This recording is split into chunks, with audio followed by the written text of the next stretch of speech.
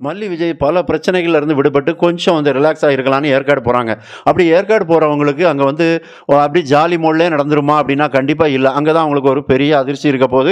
ஒரு காணக்கூடாத ஒரு விஷயத்த, பார்க்கக்கூடாத ஒரு விஷயத்த பார்க்க போறாங்க. அதன் மூலமா மிகப்பெரிய ஒரு அதிர்ச்சிய சந்திக்க போறாங்க அப்படிங்கிறது தெரியுது. ஏன்னா இப்ப எல்லாருமே எதிர்பார்க்கிறது சுடர் சாகல அப்படிங்கிறது தான் மேக்ஸிமம் எல்லாரோட எதிர்பார்ப்பும் இருக்கு. ஏன்னா அது ஏன் அவங்க இறந்திருக்க மாட்டாங்க அப்படின்னா, அங்க வந்து சுடர் இறந்ததுக்கான எந்த ஒரு தடயமும் இல்ல.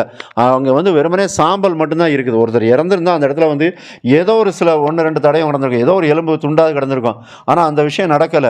அப்ப இது வந்து எல்லாமே வந்து அந்த சுடர் நவீன் போட்ட பிளானா தான் இருக்கும். இது ரகுவுக்கும் தெரியாம நடந்திருக்காது.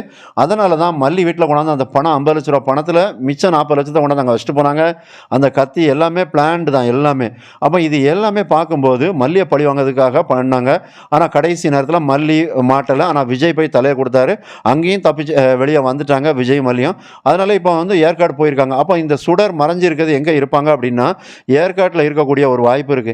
அப்போ அவங்க என்ன நெனச்சிருப்பாங்க, விஜய் மல்லி அங்க வாரது அவங்களுக்கு தெரிஞ்சிருக்காது. அந்த சுடருக்கு வந்து. அவங்க ஹாயா அங்க வந்து ஏதாவது கடையில ஷாப்பிங்கோ, இல்ல ஹோட்டல்லயோ எதுலயோ ஒரு இடத்துல சாப்பிட்டுட்டு இருப்பாங்க. அப்போ அவங்க வந்து மல்லி கண்ல கண்டிப்பா மாட்டுவாங்க. அப்படி மாட்டிட்டாங்கன்னா அவங்கள தொரத்துவாங்க.